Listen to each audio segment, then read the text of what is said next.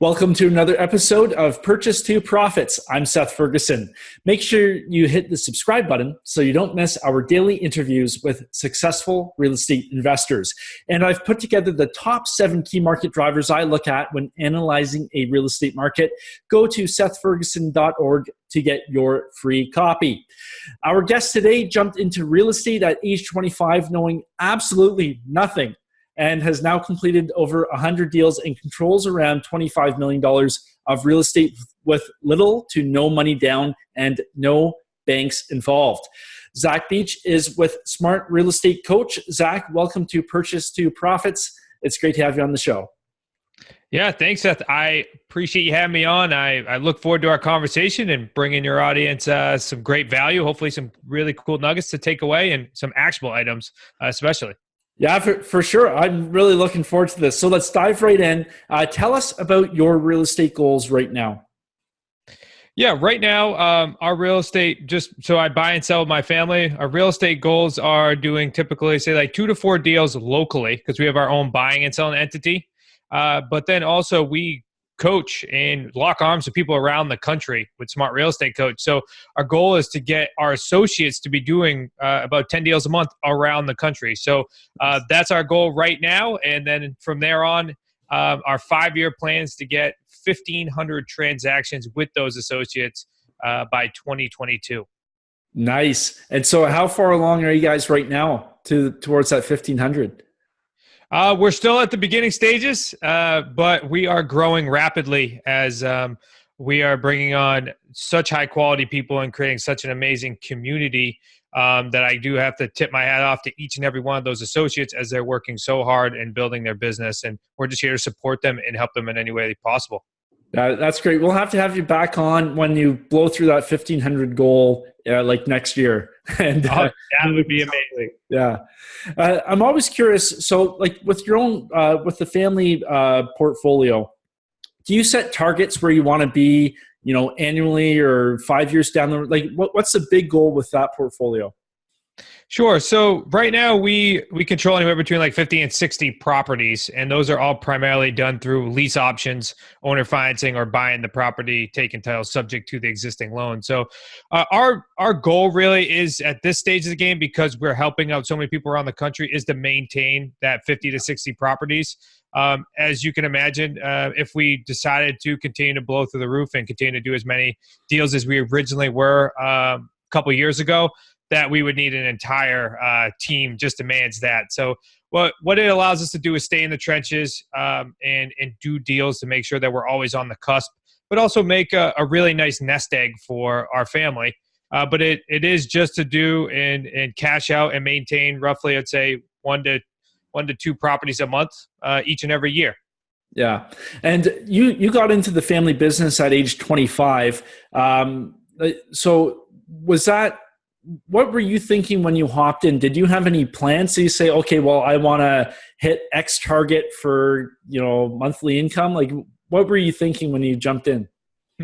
Yeah, that's a fantastic question, because now I'm like thinking back to when I started. I had zero direction on where I wanted to go. I was a bartender and personal trainer. So when I came out of college, I really had no idea what I wanted to do. So I just dove into bartending because I knew it was quick cash. It was fun. We live in a resort area in Southern Rhode Island, so it was a heck of a lot of fun.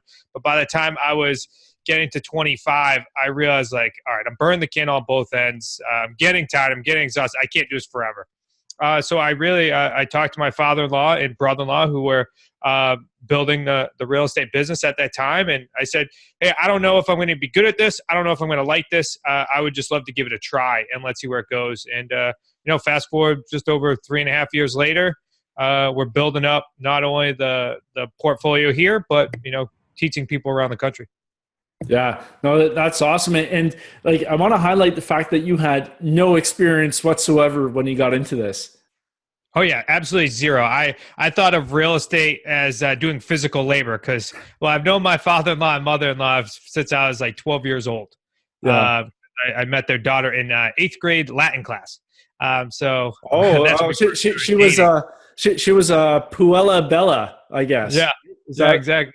Does that means pretty girl, right? Does it? I I think. certainly hope so. Yeah. I think Yeah. I just took the class just because she was in it. Yeah, so we started dating back in eighth grade. So I've known them for a long time. They were doing raise the roof projects where they were taking single story homes and building them up into larger colonials. So I do some physical labor for them. So that was what I thought of real estate. So when I got involved into this real estate, which is really what we call buying and selling on terms, which is definitely more of working on contracts and financing, it was a whole new ball game to me. So I literally had to learn it from A to Z, and that's why I can appreciate when you get new people that are coming in and just getting started in real estate, because I understand the learning curve that that you really need to undertake in order to be successful in real estate.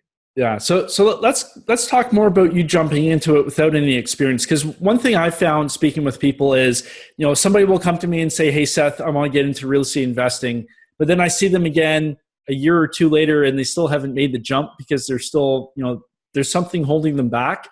What allowed you to make the jump without really knowing anything? Was it just, ignorance, or were you just like super, set on doing something? Yeah, it could be ignorance. That's a good one. I didn't know any better. I guess what it came down to too is I burned the bridges. So number one is I had a set date when I was going to stop bartending, and it didn't really matter where we were. We had enough saved, so I don't want anybody to say, "Hey, well, Zach told me I should just quit my job today." No, that's not what I'm saying. I'm saying you should put together a plan for about 6 months, because at one point in time I was bartending, personal training, and getting my feet wet in real estate. And then eventually I had a cutoff date, and I said, "Okay, this is the date. I'm going to do it, no matter what."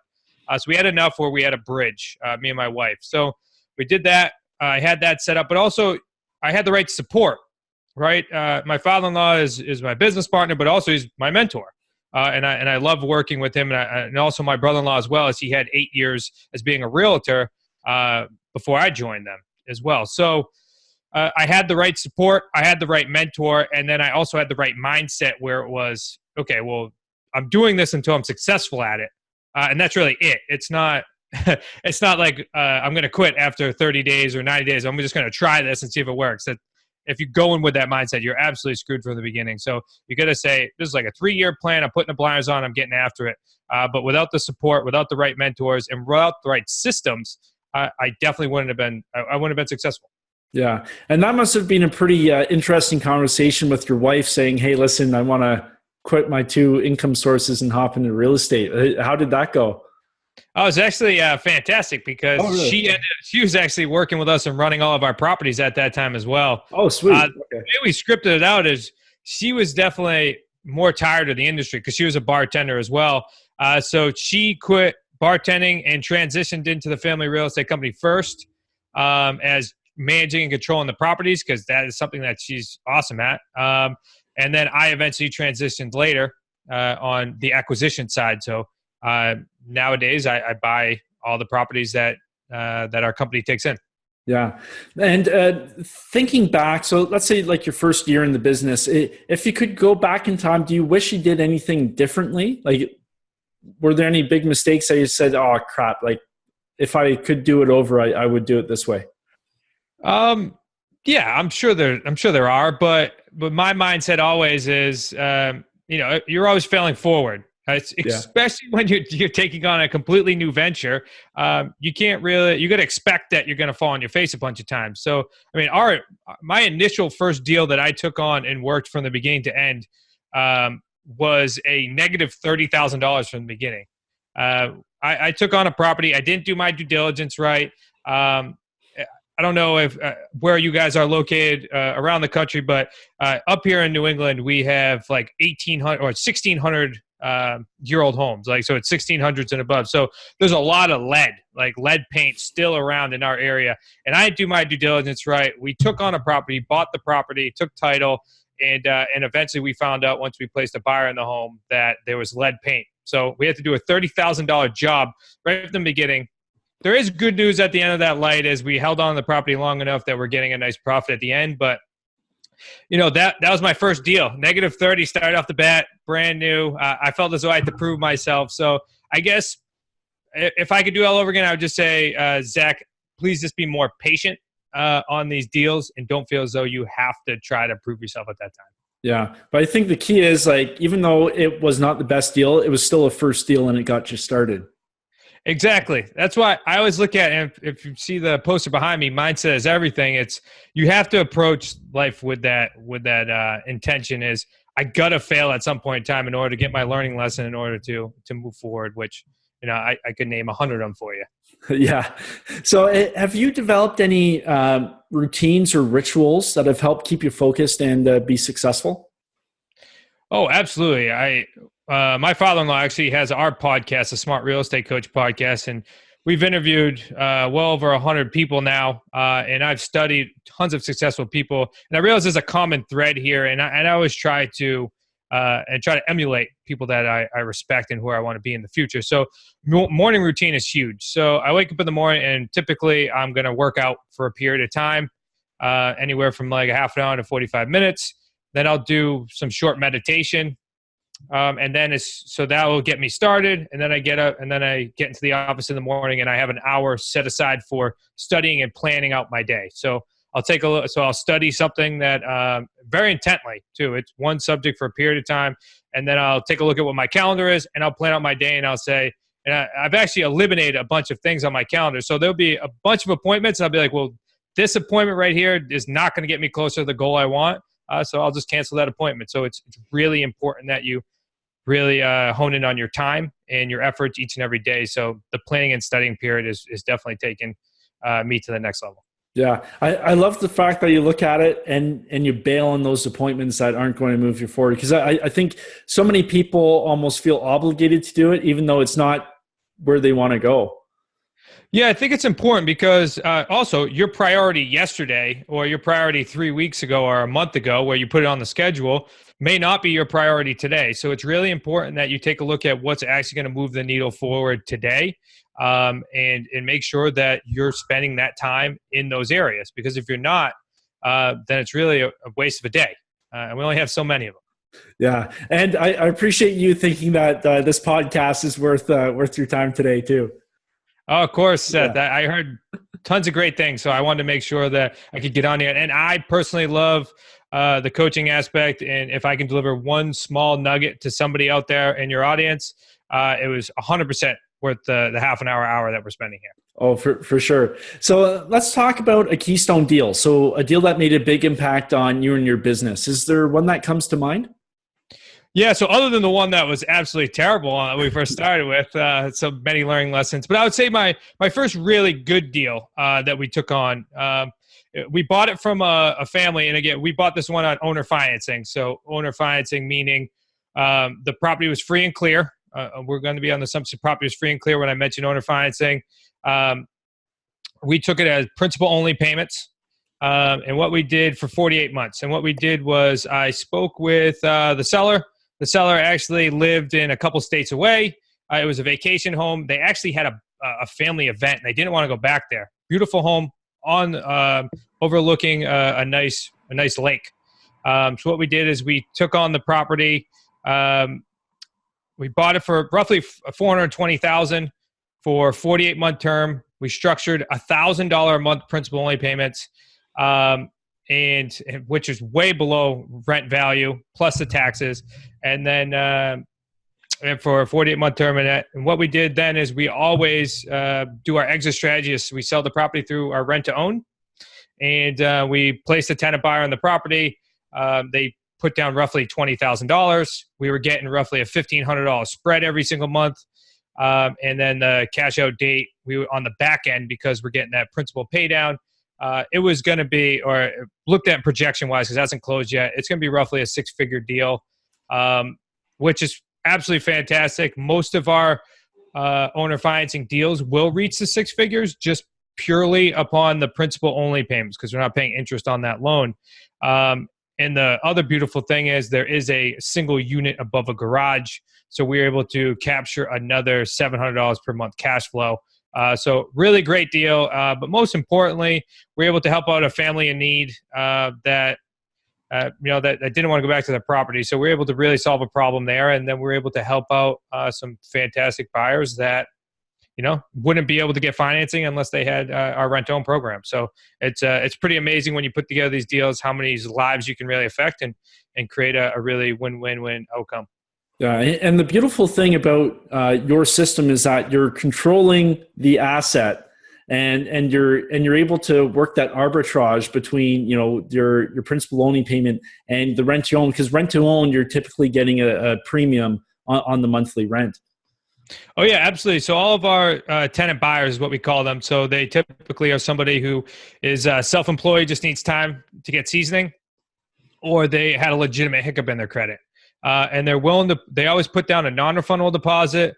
They're willing to pay rent every month, and then we work with them to get them to a point where they can become mortgage ready. So really cool system that we have here, and we're always able to create 3 paydays from it. So the non-refundable deposit, the spread every month, and the back-end profits. So really cool way to take one deal and make multiple profits from it.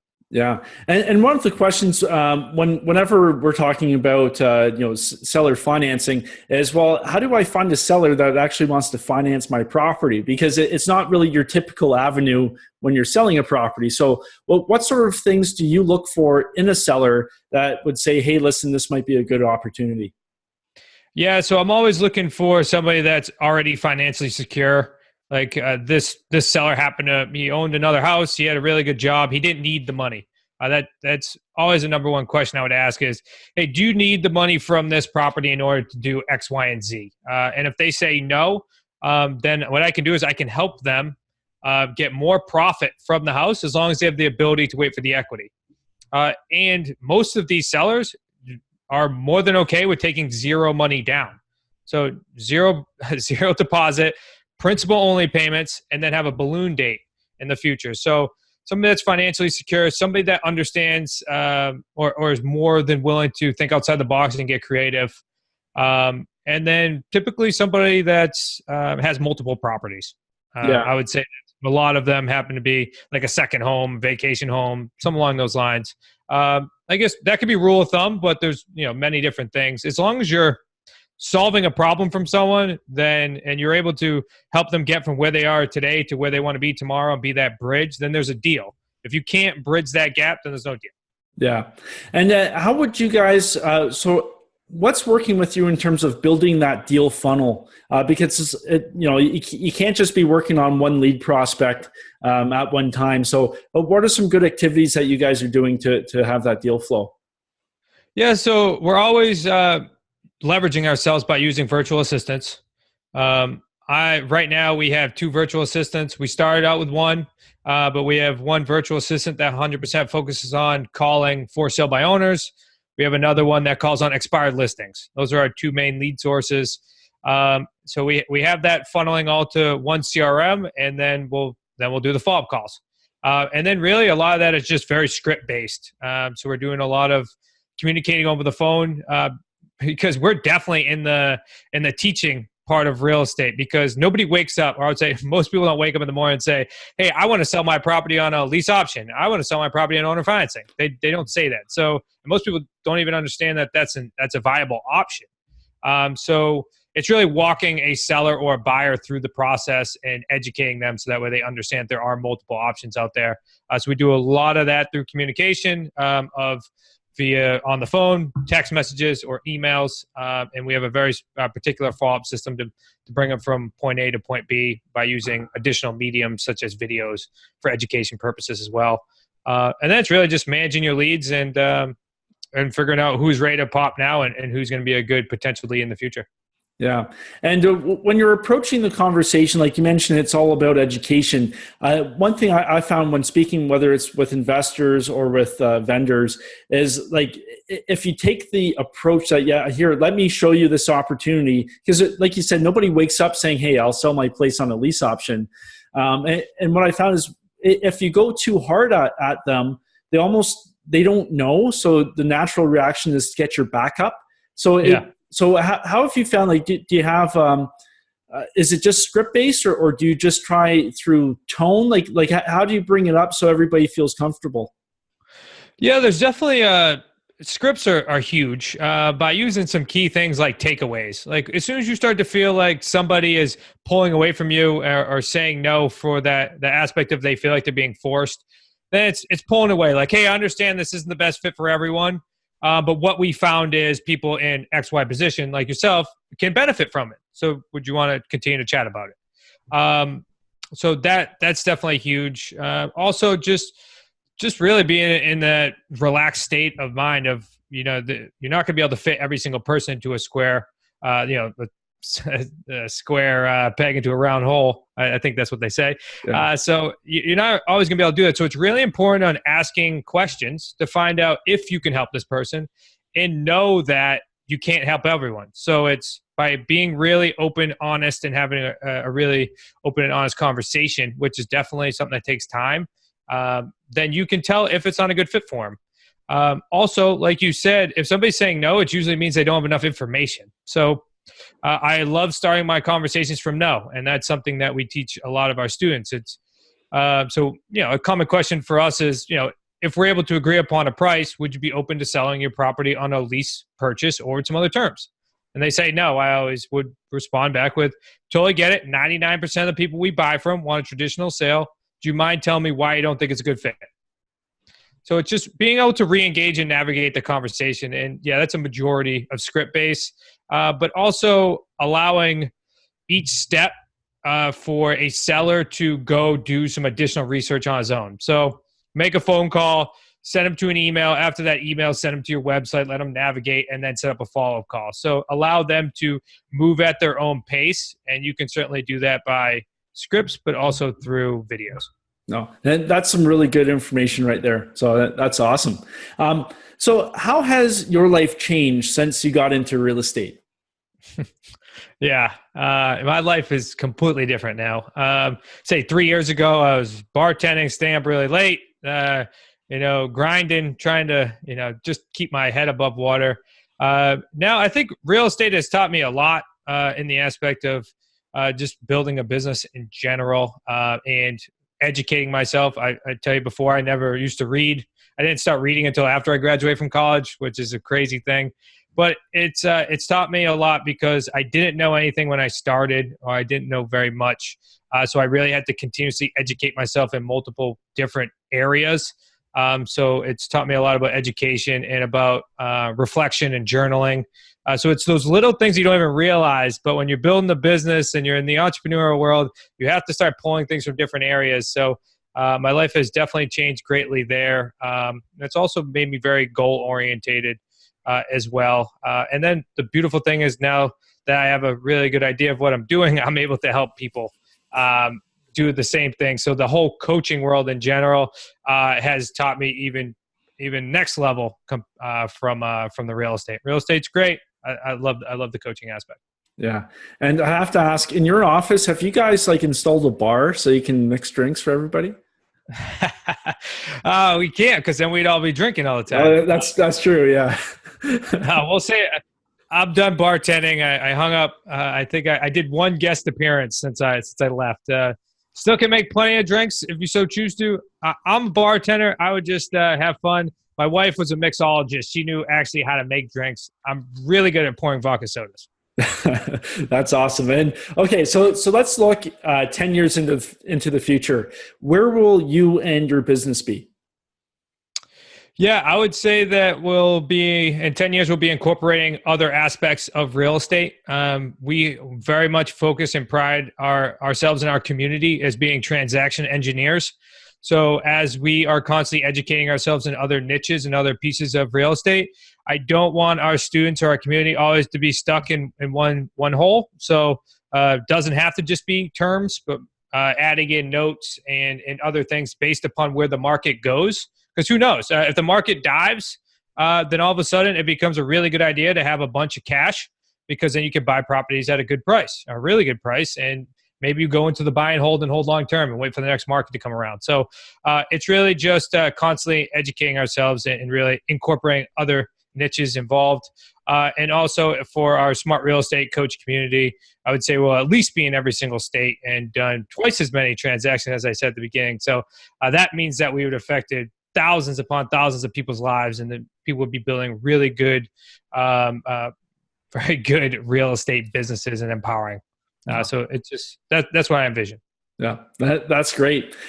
So if somebody's looking to get in touch with you, Zach, where can they find you online? Yeah, I would say since we have a fantastic audience in front of us, why don't we give away our newest Amazon best-selling book? Let's do it. So this is the best way to find it. Absolutely free, no shipping, no handling, absolutely free. So you can go to newrulesforfree.com. That's newrulesforfree.com. You'll see a book. It looks like this: New Rules of Real Estate Investing. Nice.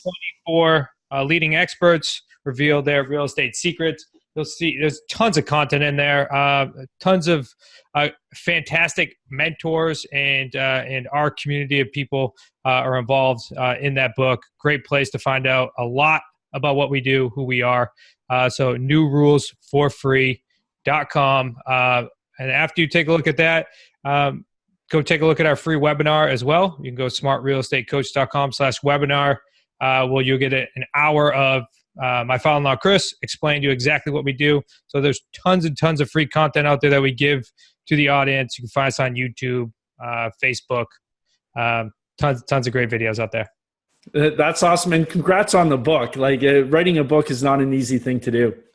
It's been, it was a lot of fun. And there'll be more coming out. That was our second Amazon best-selling book. So there'll be more to come. We enjoy the process, but yes, it's not necessarily easy. Simple, but not easy. Yeah, that's right. Well, Zach, just want to say thanks so much for taking the time today and sharing your success with us. Well, thank you very much, Seth. I hope each and every one of your audience members was able to pull out a nugget here. So go out there and take action, everyone, and enjoy the real estate business that you're creating. Yeah, I love it. And to you, our viewers, I wish you well on your journey from purchase to profits. See you next time.